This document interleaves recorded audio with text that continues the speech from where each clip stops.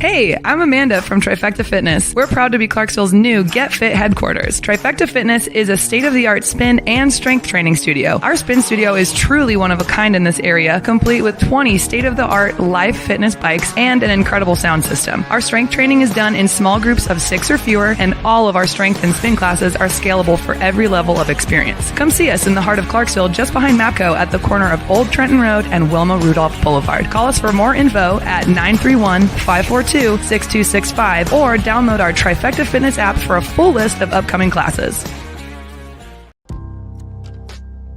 In October 2019, Arlington, Texas was chosen to be the home of a new national museum, unlike any other. The National Medal of Honor Museum will be a unique home of military history. The 100,000 square foot museums will house exhibits, archives, and artifacts relating to the 3,500 U.S. troops who have been awarded the medal, the nation's highest honor for valor in combat. The museum will have 31,000 square feet of galleries dedicated to U.S. troops who have received the award. The museum CEO, former Navy SEAL and NASA astronaut Chris Cassidy, said the museum will focus on education as much as preservation. The building will have 5 areas dedicated to Medal of Honor winners from the Army, Marine Corps, Navy, Air Force, and Coast Guard. The main gallery will be located in a central plaza under a 25,000 square foot slab of steel, which will appear to be suspended in midair. It will be supported by 5 pillars. Black Rifle Coffee is a corporate sponsor of the museum, as are the Dallas Cowboys.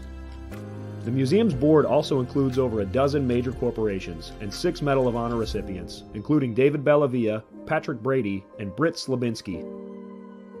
Army Staff Sergeant Bellavia was awarded the medal for clearing an entire house by himself on November 10, 2004, as a squad leader in support of Operation Phantom Fury in Fallujah, Iraq. He killed 4 enemy fighters and wounded a 5th in close quarters battle. Army Major General Brady flew and coordinated the evacuation of 51 seriously wounded men during a firefight in Vietnam in January 1968. Slabinski, a Navy SEAL chief and team leader, led a rescue team of SEALs during Operation Anaconda in Afghanistan in March 2002. Slabinski and his team flew to a mountaintop ambush site to rescue Petty Officer First Class Neil Roberts, who had fallen from the back of a helicopter. Slabinski led the team through almost constant combat against an entrenched Taliban force. Along with the board members, former presidents Jimmy Carter, Bill Clinton, George W. Bush, and Barack Obama serve as honorary directors. The museum is expected to open to the public in late 2024. All right. Welcome back. Misfit Nation. Misfit Nation. The Misfit Nation Show. We are a show founded by a veteran and hosted by 2 veterans and a military spouse. Our mission is to get people to tell their stories to the world. If you're an author, share your tips with the Misfit Nation. If you're a musician or an actor, our audience needs to know how they too can get into the business. Coaches, we love our coaches. Come on and share your tips with the Misfit Nation to help them become better versions of themselves. If you are a corporate leader or an entrepreneur, come on and show how you did it and how hard you have fought for success. If you are a veteran, first responder, or Gold Star family, we would love to have you come on and share your story with the Misfit Nation. We always have time for you. If you're feeling down, alone, or starting to see the darkness, stop. Think about those who are around you. You are not alone. You will be missed. If you feel like your problems will be a burden to those in your inner circle or feel embarrassed, dial 988. If you are a veteran, take option 1. We need you to keep pushing forward. Don't make a permanent solution to a temporary problem. If you are a new listener, welcome to the Misfit Nation Show. Be sure to subscribe to our show on your favorite podcast app. Also on our YouTube channel at @the_Misfit Nation. Subscribe and click the bell to keep you up to date on our latest episodes and all of our news. You can also find us on Heroes Media Group and About Face Radio. Now, let's get to the show!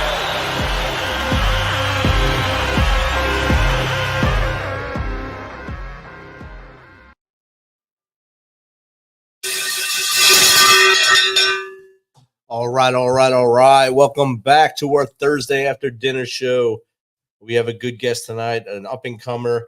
He's doing great things in the world of music, and he is pushing the pedal to get that career going. But first, as we always do, we look at our end-of-watch stats, and we have one close to home in Montgomery County, Tennessee. We lost Sheriff's Deputy Joshua Beck, former Marine Corps veteran. He served as a deputy assigned to their warrants division, and he previously served as a patrol deputy. He was in a car accident, and he lost his fight after about a month in the hospital. So keep the family of Joshua Beck in your hearts and prayers, and his co-workers as they go through this tough time. So as I said, tonight we have a great guest, also a Marine veteran, also doing great things in life. He goes by the name Theory now, born and raised in Chi-Town. He lives in Louisville. He served 5 years in the United States Marine Corps and recently signed with Big Homiez Recordz in November of last year. He got married in July of 2022. He's the proud father of 2 daughters, God bless him, age 8 and 15. Tune in to hear his inspiring journey tonight, military service, and, of course, what he's doing with his life. So without further ado, let's welcome Ryan, a.k.a. Theory, to the Misfit Nation. Welcome, Ryan. Hey, thanks for having me, man. All right, bro. Like I told you in the green room, it was the worlds collided today, and you fell right into a link that was wide open. As you went into the link, it opened.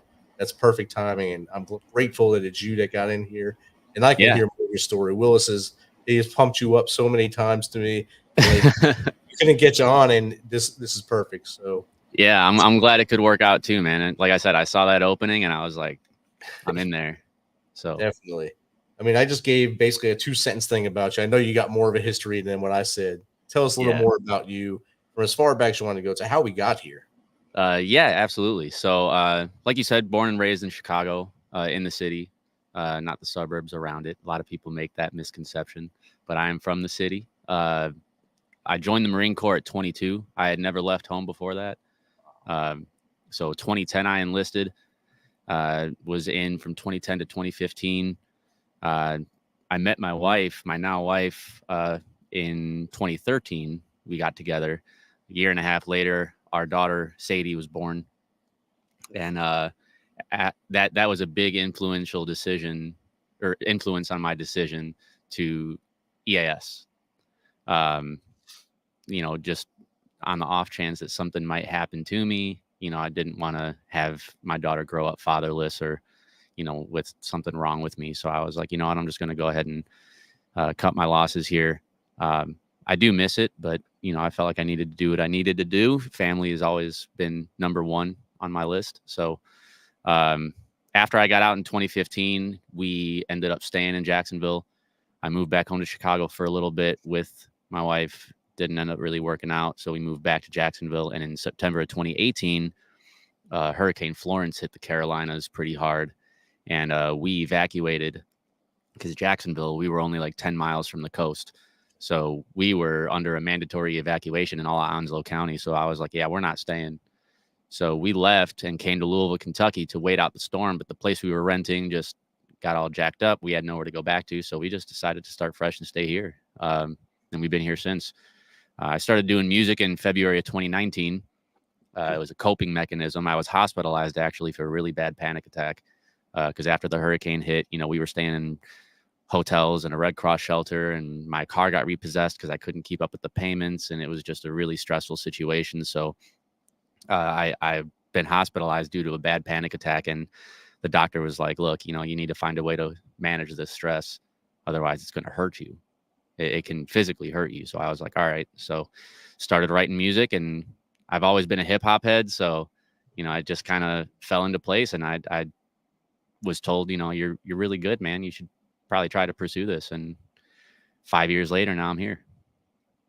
That's a journey right there to just start in 2019, really, and get to where you are now.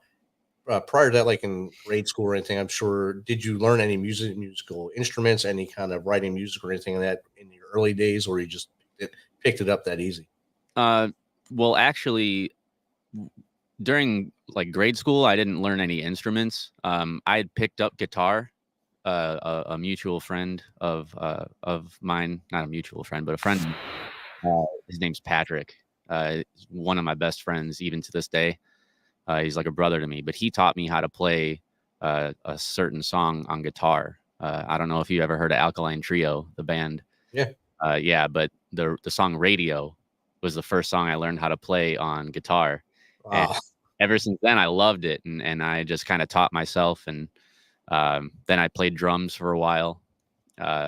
So I fell in love with drums, though. I was a huge fan of it, of that instrument, and I still am. So, you know, I had a little bit of a musical background. More so was the poetry, though. And when I was a sophomore in high school, I had a poem published. And Nice. so I've always been very good with telling stories. I've always been good with words. I've always loved poetry. Obviously I still do, but yeah, that was more of an influence than any musical instrument. So I mean, that's great that now, just with that little background, you were able to use that and move forward and get, now you're signed by Big Homiez Records and they're out of Utah. I think you said last night. yeah, I was just shocked that there's a label in Utah that would sign a rap group, a rap artist. Because Utah, always think Utah is this crazy place, but yeah, you hear glad stories. yes, I'm glad that you're on a label and things are moving in the right direction. Yeah, man. Shout out to Brian Carell and Chico Lemus, man. Those are the owners of the label. Brian and I had actually been friends on social media. We were friends on Snapchat. We connected, and he was a fan of the music, and he hit me up and was just like, "Hey, you know, we're doing this record label," because Brian had Carell Records as his own record label. And then Chico had Big Homiez Productions, which was like a promotion company, and they sold merchandise and stuff like that. But they had met and developed a relationship, and then they combined their businesses and they made Big Homiez Records. And I was one of the first artists to be on the label, which was cool. That they've had nothing but faith in me. Brian, actually, he tells the story. Whenever he does tell the story, he always says that he was always nervous to call me and ask me to sign, because he was like, dude, this guy's out of our league. He's not going to want to sign. And I was like, oh, come on. Like, no. I had been burned by, some management company before. And, I was skeptical about signing a contract with any kind of, company with my music, because I had been burned, and, I had some negative experiences with some others. But they were very transparent, man. They were awesome. They answered all my questions. They didn't pressure me to sign.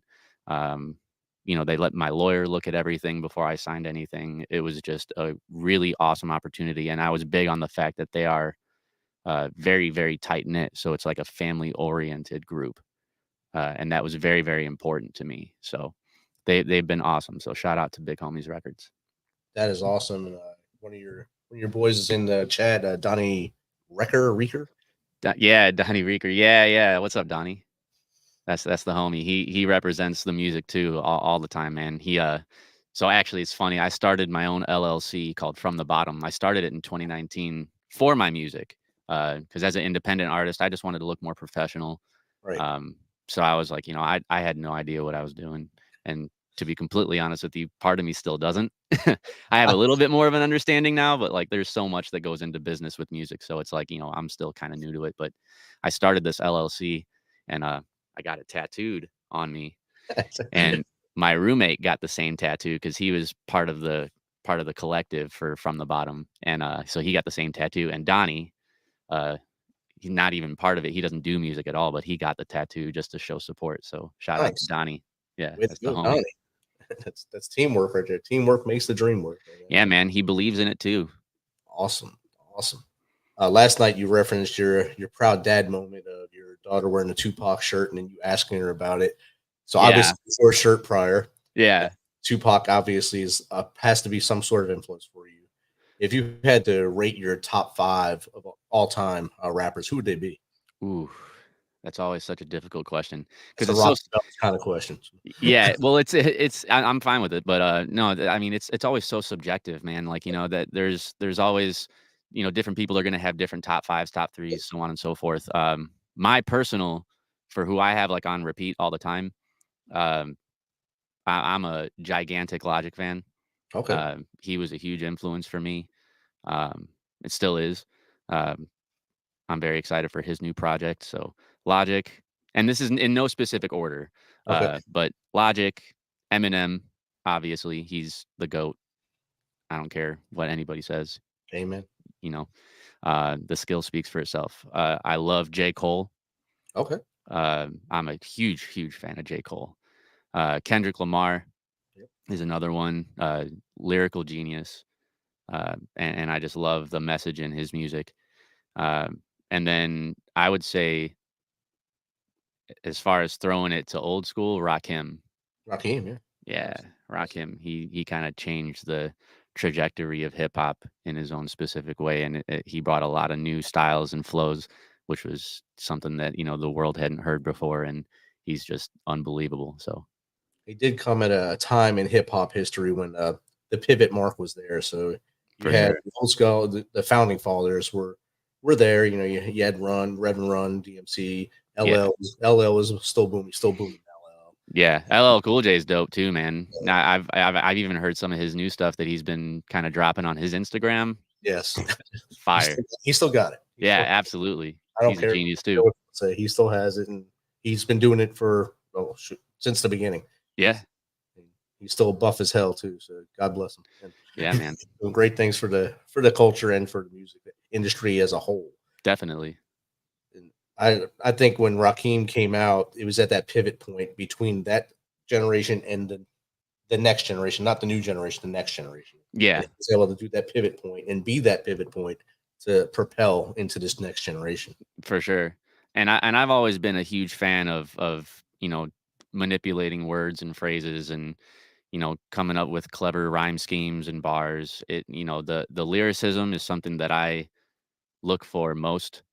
Uh, doesn't necessarily have to be super deep or meaningful. It doesn't have to be any kind of concept that you're talking about, because there are a lot of amazing lyricists that are great at telling stories Yes. in their music, and I love that kind of stuff. But I'm more of the lyricism kind of thing. That there's so many factors that go into making a great song, and I've always just been a fan of hearing different people come up with different ways to manipulate these words and these phrases and kind of tell it their own way for their own stories. And it's just great to have that different styles that you can kind of pull from, because that's what I've done. In some of my songs you'll hear a more new school reference, like a Travis Scott kind of reference, and he's not like new school, but he's been around, but more mainstream sound. And then sometimes you'll hear me have an Eminem reference. I get that all the time. Weird. I get, you sound like Big Sean, you sound like Logic, you sound like Joyner, which Joyner Lucas is another one. Hats off to Joyner Lucas. As far as independently doing his thing, man, that guy's amazing. And he's very gifted with rap. So he's another one on the daily spins. What would you say is the hardest part of getting your music out there? Do you go in a studio or do you do a private studio? What's the hardest part?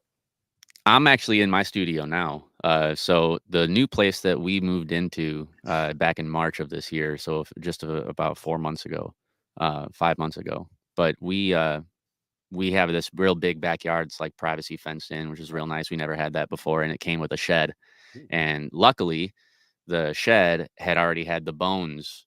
All the framework was already done on the inside. And I asked the landlord, I was like, "Hey man, can I utilize this space for my studio?" And he was like, "Sure, I don't care."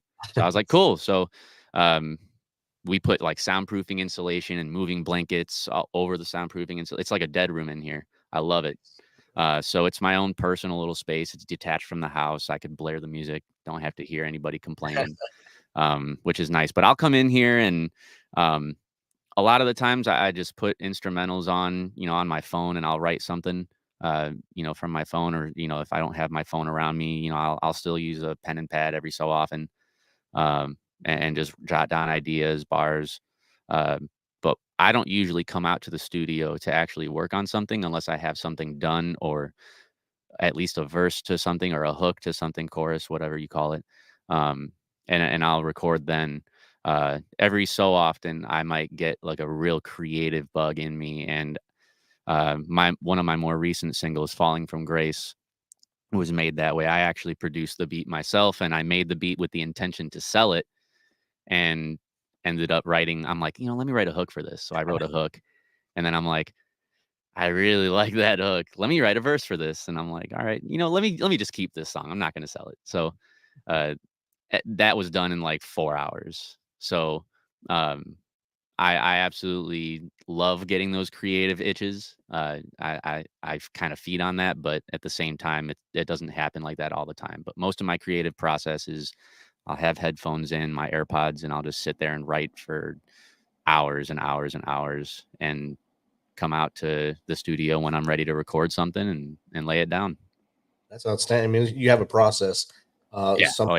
Some people have to sit where you are the whole day and just let it go. And you have a process where you create and then master it when you go inside there, do your masterpiece in there. So that's awesome right there. Yeah. Not saying that I couldn't just sit in the studio and randomly put something together. But, I'm so OCD with it. Seriously, I don't like anybody else messing with my vocals, because I like the sound that I have, and I have a good quality sound. So I usually keep it to myself. There's only a handful of people that I trust with my vocals. But I'm so OCD about it that I want it to be done the way that I lay it out. And if it doesn't, then it throws me off, and then I get agitated. Right. So, I just kind of try to keep it to that order.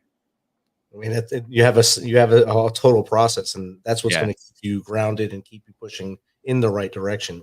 Absolutely. Once you try to do something someone else wants you to do, you won't like it anymore, for one, and then two, you won't do it. You'll just get the way you want it. Well, what I've learned, also, being in the music industry, you have to get very comfortable with being uncomfortable sometimes. Yes.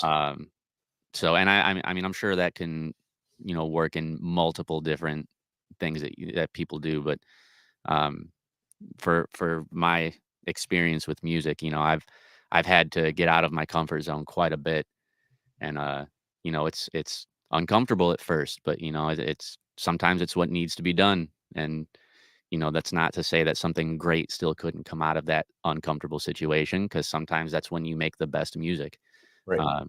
But I'm open-minded, but if I have any control over it, then I try to keep that process the same. That's outstanding. And speaking of your process and your sound, do you have anything there you can play right now for the audience? As far as like a clip of one of your songs or a song? Sure. I don't know how that would work if I'm using my interface for it. I can try. Let's see if you can try it out. Yeah, let me unmute that. Okay. I'm hoping I don't get no feedback. Let's see. Where is my hard drive? It disappeared. That's not cool. Yeah, hard drives aren't good to disappear. There it is. I was like, oh no, that's going to be probably thousands of instrumentals and hundreds of songs that are gone.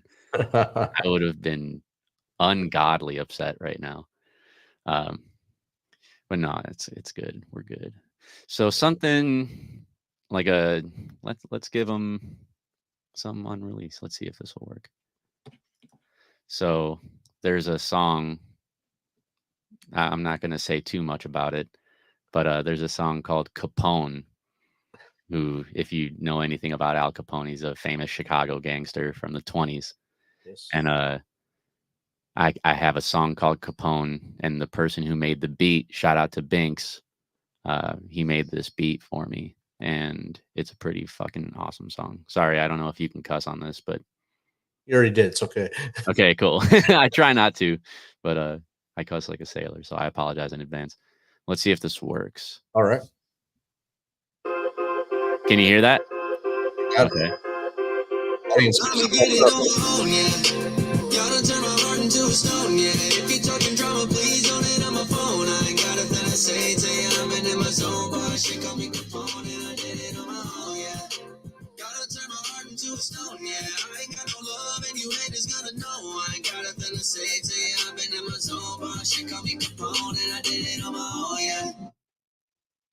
Something a little something light for you guys. You're getting thumbs up in the chat and stuff, so they liked it.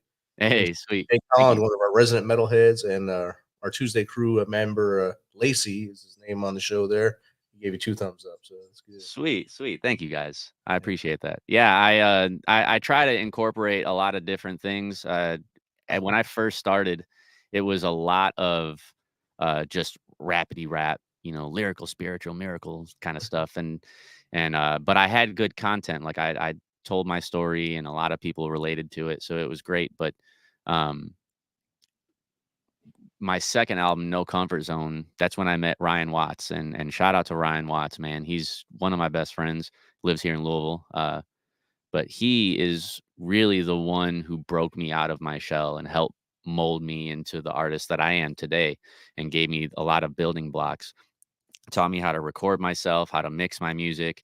He didn't teach me everything, but he taught me a good chunk of what I knew, and had to have that solid foundation for me to, do my own research and build my own sound on. But he gave me the building blocks for it, and he helped me with, adding melodics to my voice or my vocals, and, adding harmonies and, things like that, gave me the foundation for building beats and stuff. So, I absolutely love adding the melodics into my songs when it's, necessary, and when I hear it and I think it'll sound good.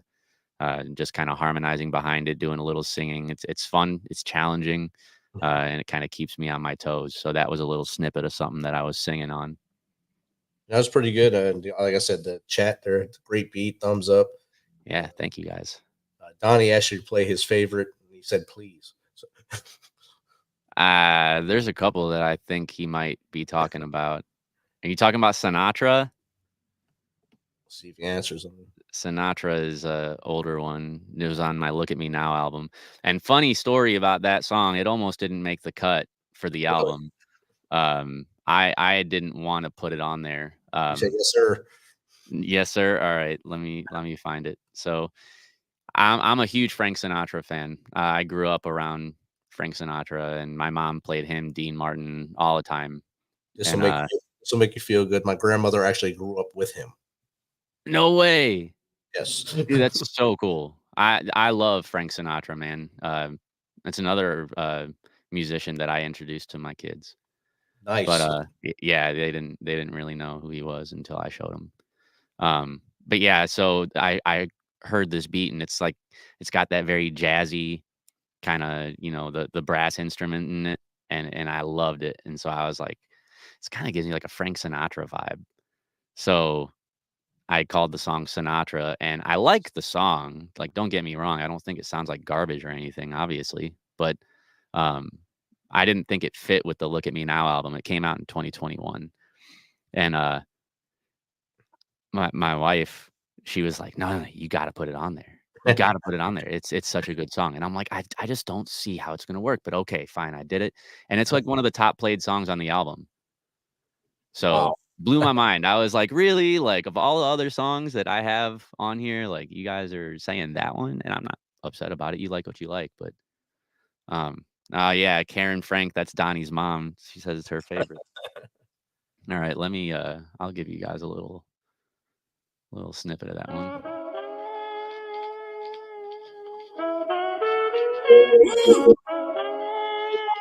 Damn. I love that. Speaks out. Hey, turn it up. Sinatra type shit. And then the drums come in. Yeah. For this rap shit, I'm a fiend. Hella focused on the green. When I wake up every morning like, go. Music must be in my genes. Ain't been at it since a teen, but I kill my competition like, no.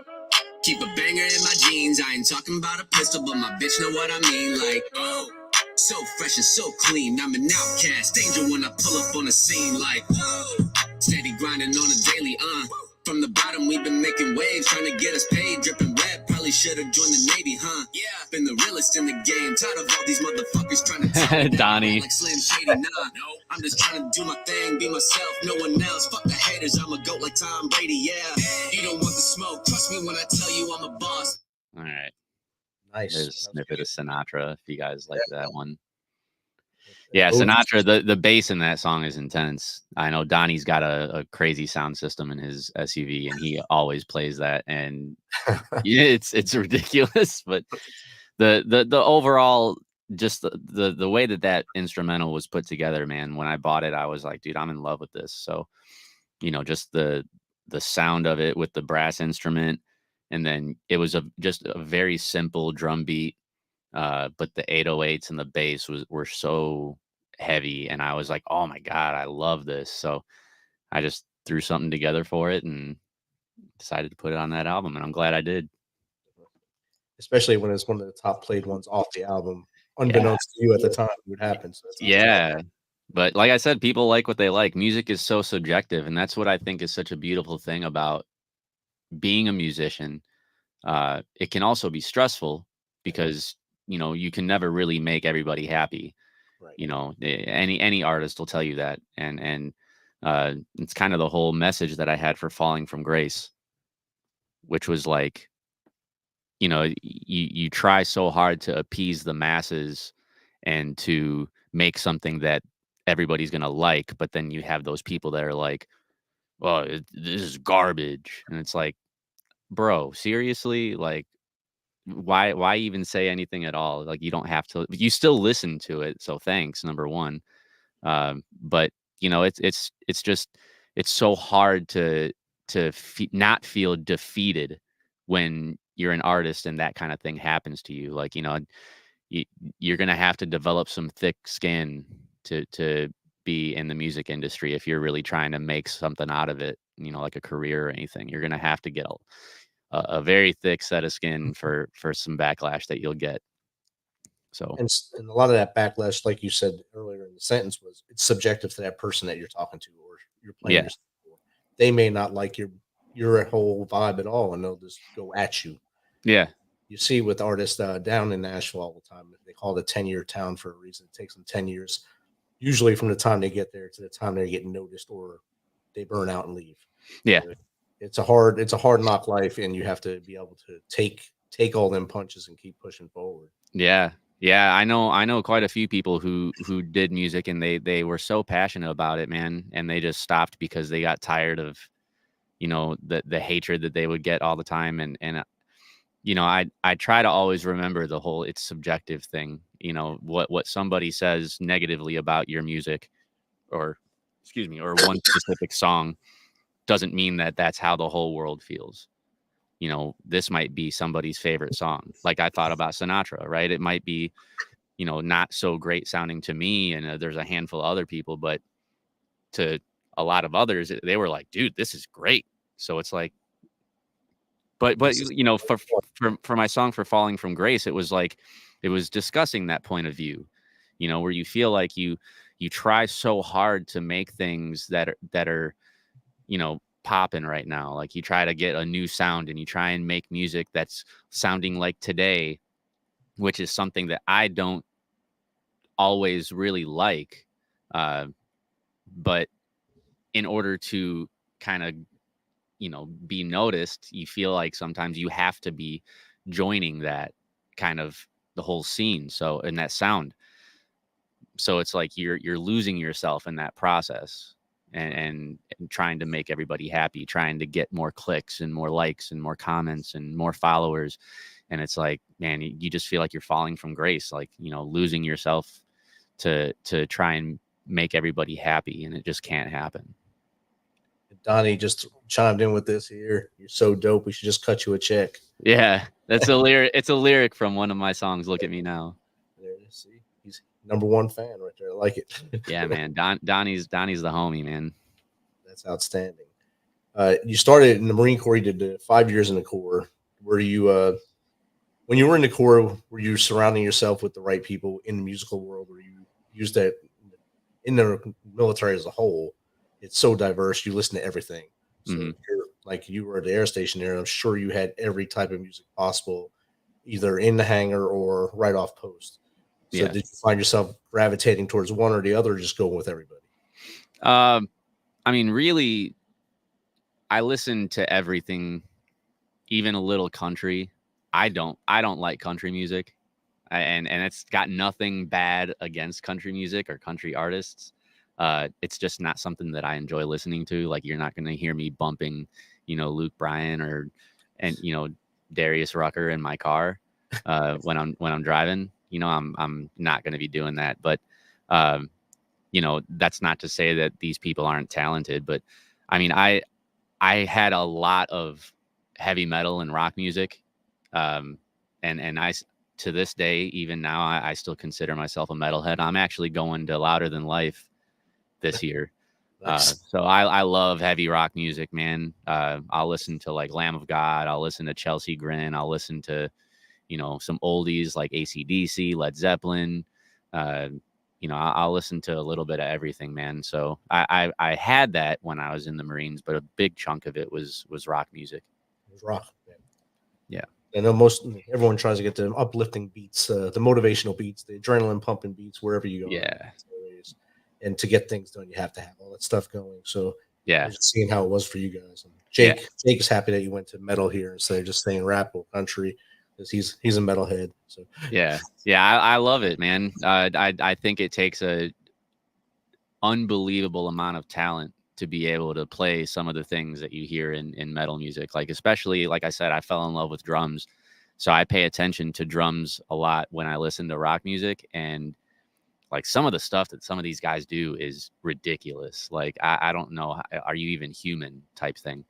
And so I always had a very high respect for people who can play those kind of instruments and do those kind of things, especially when they're playing, 45-minute set lists or an hour set list. They're doing 60 plus minutes on stage and they're screaming at the top of their lungs. And it's like, oh my God, like, I don't even know how you do it, man. It's so much voice training and practice, and it's something I relate to. And so I have that appreciation for that skill set.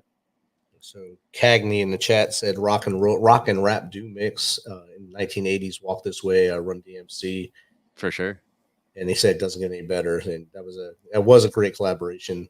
Yeah, I think that opened the door for a lot of other collaborations as everyone went forward.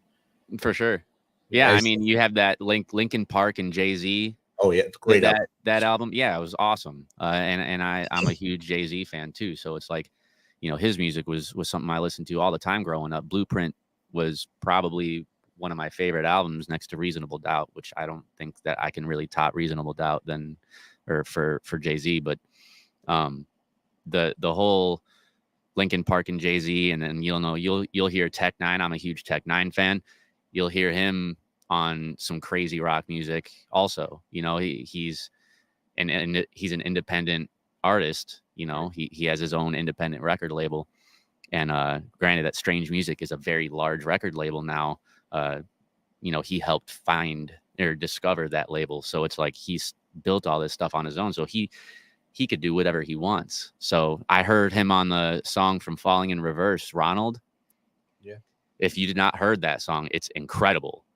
And he has it's Falling in Reverse, Tech Nine, and Alex Terrible from Slaughter to Prevail. And it's a great song. And it encompasses pretty much my whole music taste in one song. That's outstanding. So, everything one clip, basically. Yeah, it's awesome. So I love when bands like that and hip hop artists will collaborate. And I mean, even some like country rap, you'll have, artists that like Jelly Roll started with hip hop, right? Yeah. And he still favors it, still goes back to it. Yeah. Not to say that he still wouldn't do it, but I mean, he's gone country and he's incredible at what he does. So I have a huge respect for Jelly Roll and the fact that he's just a super humble guy. I've never met him, but from what I hear and see, he's apparently a super humble guy. I'd love to be able to meet or collab with him one day, but it's those collabs, and when you bring those two any two genres together, that you can make something good, and pleasing to the ears. That's what I really like. I don't really care what kind of music it is. If it sounds good, then it sounds good. You can't really argue with it. If you put the actual work into it and not just use one part of the collaboration to get the title of the famous person to bring you up. Yeah, that doesn't always work. But if you're both actually passionate about that project, it'll work out and things will happen when it's supposed to happen. For sure. And speaking of collabs, as you start pushing forward in your career, who's the first person you'd want to collaborate with, if given the chance? Are we going realistic expectations or right out the gate just swinging? Let's go realistic, and then the wish list. Okay, so it might sound kind of messed up saying it that way, but like realistically speaking, right now, just based off of my budget, because a lot of people have this misconception that as a hip hop artist, you're making all this money. It is so difficult to get to the point where you're actually living off your music. I'm only fortunate enough to be able to do so because I'm in school and I'm using my GI Bill and I'm studying music production and audio engineering. So I stay at home all day and I get to work on music in school and I get to work on music in my personal, music, stuff that I do. So that's the only reason why I'm really fortunate enough to be able to do it. Plus I record people and I sell my beats and things like that. So if you do need beats, hit me up. But or a studio to record at. I'm pretty fair with my pricing. But anyways, financially speaking, somebody who's realistic, I would say I'd love to work with Vinjay. I have a great respect for his work ethic and his craft. I've spoken to him a couple different times. He's a very, very, very talented artist. And he's doing really great things for himself. He's getting so big as an independent artist and he's doing all the right things. And I think that him and I, sharing similar styles, I think that we would sound really, really great on a record together. So Vinjay would be probably the first person I could think of. I've already collabed with one of my inspirations for music. His name's Binks, Bingx. If you've never heard of him, he's phenomenal. But I got to collaborate with him and he's more, established in the industry. He is an independent artist, but he's been doing it for a very long time. And he's my age too. So it's crazy. He started when he was really young, but shout out to Binks because we collaborated on my first song with him called Lost and Loveless.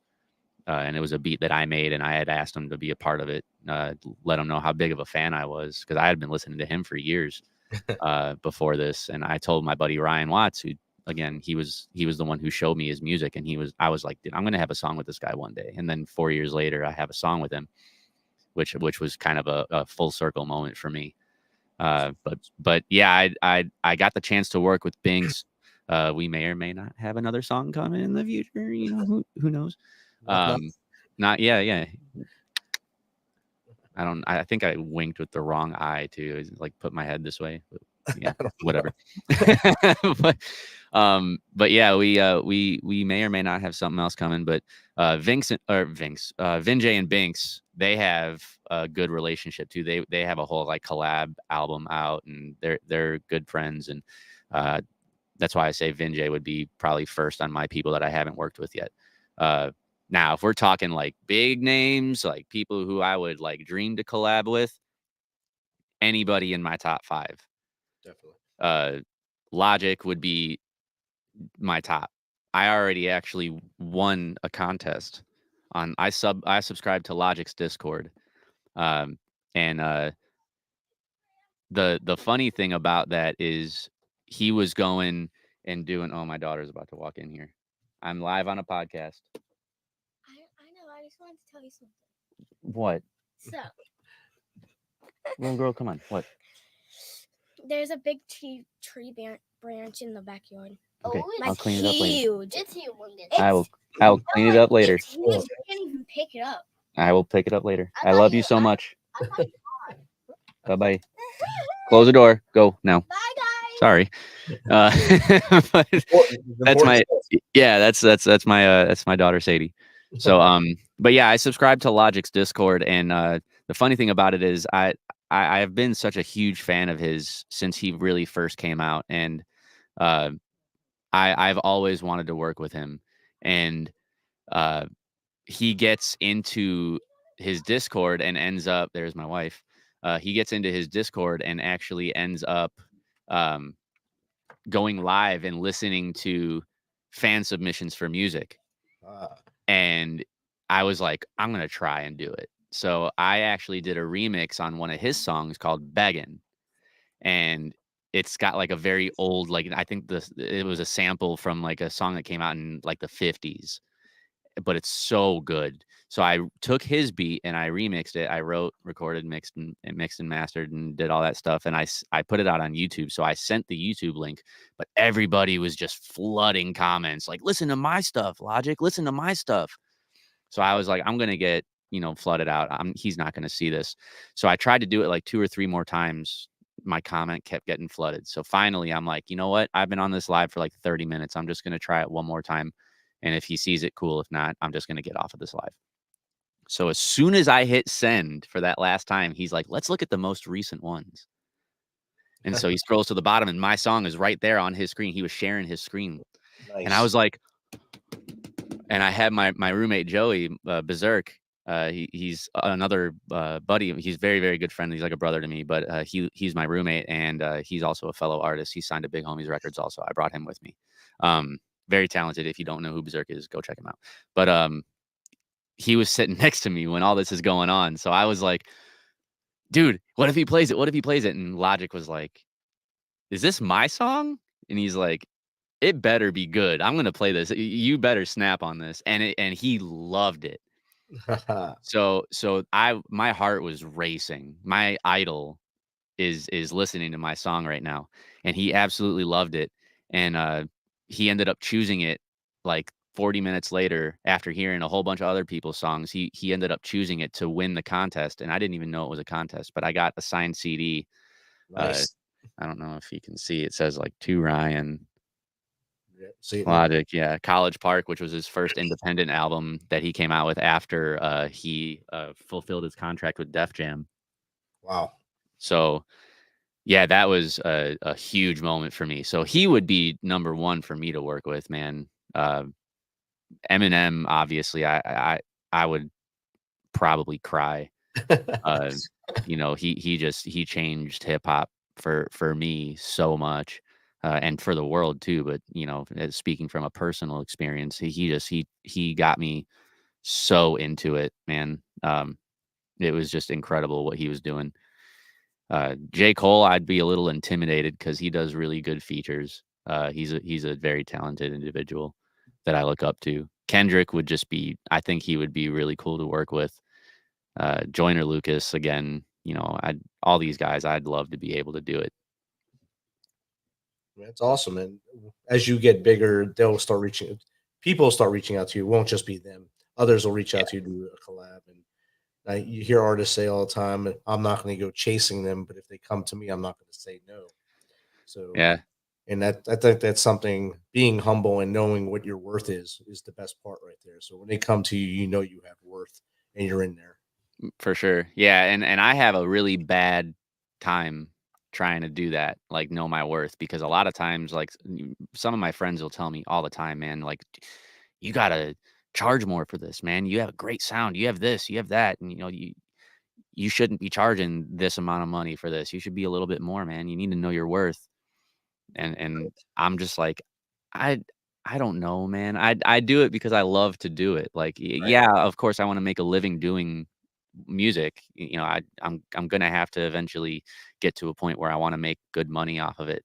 That's obviously the goal, but I'm not doing it for the money. Right. So at this point, I don't really know what to charge for features or what to charge for beats or what to charge for, mixing and mastering for people's stuff or studio time. Like I just do it because I love to do it.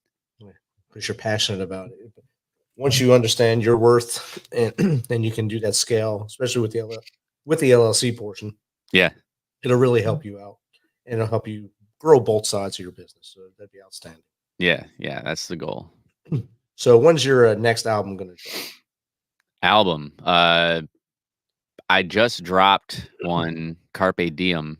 That came out in April 5th, I believe it was, of this year. So I usually drop albums, like full albums, once a year. The Carpe Diem was kind of a last minute thing for me to want to drop, just because it's a sequel to my very first album. Oh, wow. And that was a full circle moment for me musically too, because when I wrote my first album, Carpe Noctem, which in Latin means seize the night, that's when I was doing a lot of my music. Uh, and I was just in a really terrible and negative mindset when I wrote and recorded that whole album. So, uh, just so many struggles and so much stress, and going through depression and going through this, that, and the other thing. So I was in a really dark spot, and 4 years later, now I'm in probably the happiest, moments that I've been in my entire life, and things have come together so much, uh, with music and in personal life too. But I'm just in such a different spot now, so I wanted to kind of do the other side of that coin, where I'm in the happiest and most positive mindset that I've been in a very long time. So, uh, Carpe Diem, seize the day versus the seize the night. And Right. but the next album to come out, it's going to be another sequel to my Me Against the World album. I'm going to call it Crash Landing, and I'm aiming for a summer of 2025. Outstanding. So Misfit Nation, get on his links. I'll share his link tree right now across the bottom. I've shared it in the chat. Get in there, like him, just follow him on all the musical sites, Amazon, Spotify, I think Apple Music, everything's on there. Yeah. It's on Yeah, every I'm on like 100 different platforms, man. Yeah. You can find me anywhere. Just type in Theory. It's a TH30RY. The number 30 is in my name because I was 30 when I started. Nice. So it's kind of the whole thing behind the name. But yeah, if you type in TH30RY on any platform, YouTube, Spotify, Apple Music, Amazon, Deezer, Tidal, anything, you can find me. Outstanding. And Theory, if you can give advice to that young up and coming musician that wants to get in the game, what would that be? I mean, I kind of feel like I'd just be giving the same advice that I'm trying to take too, because I'm still, in a sense, in that position. Signing with Big Homiez Recordz, even though it is a record label, it is still an independent record label.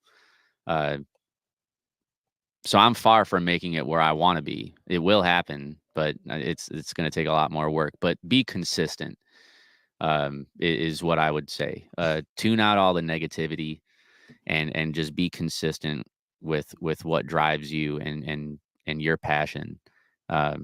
Because letting a lot of outside sources dictate your next move, or what you do, or any direction you want to go, it can really bring you down. So be positive, be consistent, and just work hard, man. Outstanding. Great advice. In Theory, thanks again for coming on in less than Yeah. 24-hour notice. Great. Thankfully, the stars in line for us to get on tonight before Yeah, it man. takes us to get on here. And I look forward to seeing what you do in the future. I know you're going to be great, and I know you're going to do great things, not just in Thank the you. industry as a rapper, but probably as a mentor along the way to those coming up. So, Thank you. I look forward to that. Yeah, I appreciate you having me on short notice as well. So it's always appreciated. And anytime you want me back on, man, I'm always down. So I love to, talk with fellow vets and be a part of that group. That's something that I always I actually told my wife. I was like, if the day that it really happens, where we're comfortable financially with this music, I want to give back to veterans organizations. Definitely. So, being a part of that is just something that I want to continue to do. So anytime you want to have me back, just let me know. Outstanding. And my brother, he's right there. He's the Tuesday crew. They'll love to have you on their show on Tuesday nights. Him and Lacey, they'll keep you entertained. I just produced that one. So I'm in the backside of that one. There you go. I'll get you that link for that one. Yeah.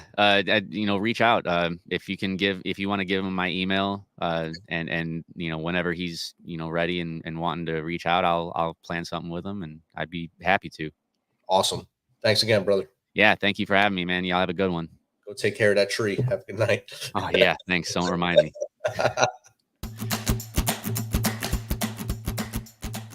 This message is from the U.S. Department of Veterans Affairs.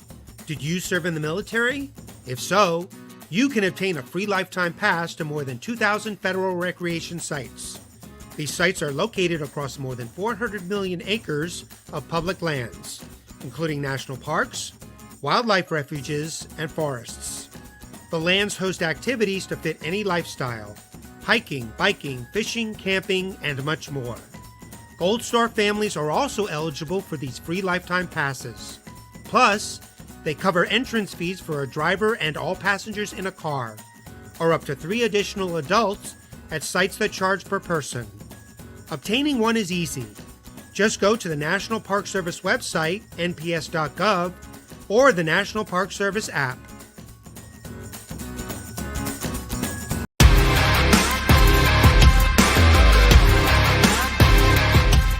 Thanks for checking us out and being a part of the Misfit Nation Show.